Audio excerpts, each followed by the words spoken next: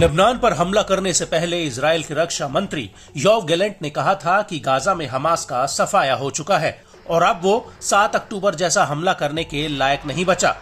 और उनके इसी बयान के बाद इजरायली सेना ने लेबनान पर हमले शुरू कर दिए। लेकिन अब ऐसा लग रहा है कि गाजा में हमास एक बार फिर लौट आया है।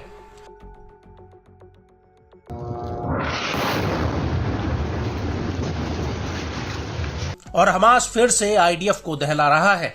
जी हां, हम बात कर रहे हैं हमास के उन हालिया हमलों की जिसमें आईडीएफ को बहुत बड़ा झटका लगा है।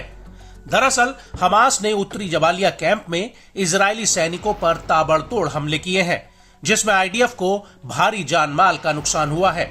हमास की सैन्य शाखा अल कासिम ब्रिगेड ने इस हमले को अंजाम दिया। अल कासिम का कहना है कि उसने आईडीएफ की पैदल सेना यूनिट और उनके 12 सैन्य वाहन को अपने जाल में फंसाकर उस पर हमला किया।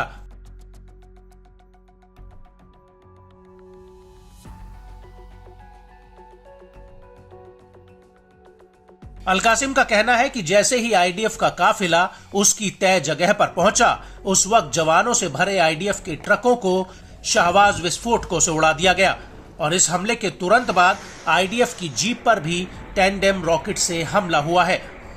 इस हमले के बाद अल कासिम के लड़ाके मुठभेड़ वाले इलाके की तरफ बढ़ने लगे और उन्होंने वहां मौजूद बाकी बचे आईडीएफ के जवानों पर बेहद ही करीब से हमला किया। अल कासिम का कहना है कि इसी दौरान आईडीएफ का एक समूह पास की एक बिल्डिंग में छिपने के लिए भागा, लेकिन उनके ऊपर भी एंटी पर्सनल विस्फोटक से हमला किया गया।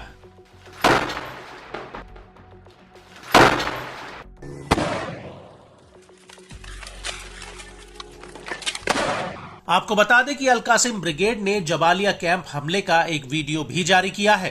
यह वीडियो पश्चिमी जबालिया के अल सफ्तावी जंक्शन का है। इस वीडियो में साफ दिख रहा है कि कैसे अल कासिम के लड़ाके रॉकेट लॉन्चर से खुद को तैयार करते हैं और इसके बाद एक खंडहर पड़ी इमारत में छिपकर दूर आईडीएफ के जवानों पर ताबड़तोड़ गोलीबारी शुरू कर देते हैं। और इसी बीच आईडीएफ का एक मेरकावा टैंक नजर आता है, जिस पर अल कासिम का लड़ाका रॉकेट लॉन्चर से हमला कर देता है, जिसमें जोरदार ब्लास्ट हुआ।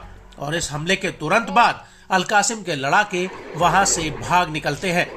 अल कासिम का कहना है कि उसने आईडीएफ के 4 मेरकावा टैंकों पर ऐसे ही हमला किया है।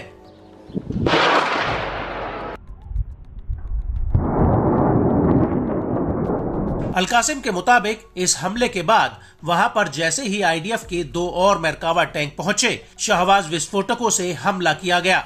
अल कासिम का दावा है कि उसके हमलों में आईडीएफ के 3 जवान मारे गए हैं। इजरायली रक्षा बलों ने भी गुरुवार को मारे गए सैनिकों की पुष्टि करते हुए कहा कि उत्तरी गाजा पट्टी में लड़ाई के बीच 3 रिजर्व सैनिक मारे गए हैं, जहां सेना ने हमास को क्षेत्र से खुद को फिर से स्थापित करने से रोकने के लिए इस सप्ताह एक नया जमीनी ऑपरेशन शुरू किया था। ये तीनों रिजर्व सैनिक 460वीं ब्रिगेड की 5460वीं सहायता इकाई के सैनिक थे।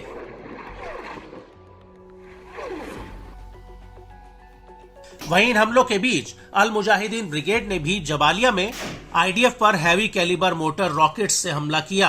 अल मुजाहिदीन ने इसका एक वीडियो भी जारी किया है, जिसमें एक लड़ाका हरियाली के पीछे छिपकर रॉकेट फायर कर रहा है। आपको बता दें कि एक तरफ जहां हमास गाजा के भीतर आईडीएफ पर भीषण हमले कर रहा था, वहीं दूसरी तरफ वेस्ट बैंक में भी आईडीएफ अल कुद्स ब्रिगेड के निशाने पर थी। दरअसल अल कुद्स का दावा है कि उसने वेस्ट बैंक के तुलकारम के नूर शम्स कैंप में इजरायली सेना पर एक बहुत बड़ा अटैक किया। यह हमला आईईडी विस्फोटक के जरिए हुआ। अल कुद्स के मुताबिक उसने अपने हमले में आईडीएफ के कई वाहनों के रास्ते में आईईडी बिछा दिया और जैसे ही ये वाहन वहां से गुजरे, आईईडी में धमाके होने लगे। अल कुद्स ने ये विस्फोटक तुलकारम के अनाप्ता और नबलो स्ट्रीट्स पर बिछाए थे।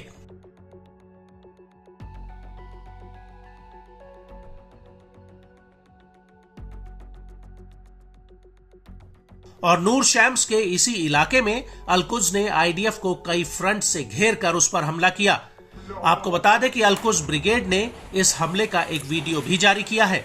ये वीडियो वेस्ट बैंक में जेनिन के अल दम्स इलाके का है। इस वीडियो में साफ दिख रहा है कि कैसे अल कुद्स का लड़ाका नक्शे पर आईडीएफ के रूट को चिन्हित कर रहा है।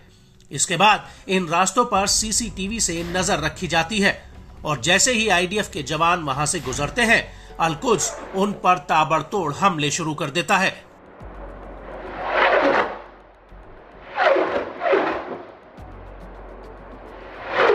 इसके बाद वीडियो में आईडीएफ के कुछ सैनिक नजर आते हैं जो एक स्ट्रेचर पर एक घायल सैनिक को रेस्क्यू कर रहे हैं। इसके बाद खुले मैदान में आईडीएफ का एक हेलीकॉप्टर नजर आता है जो उन सैनिकों को रेस्क्यू करके वहां से उड़ जाता है।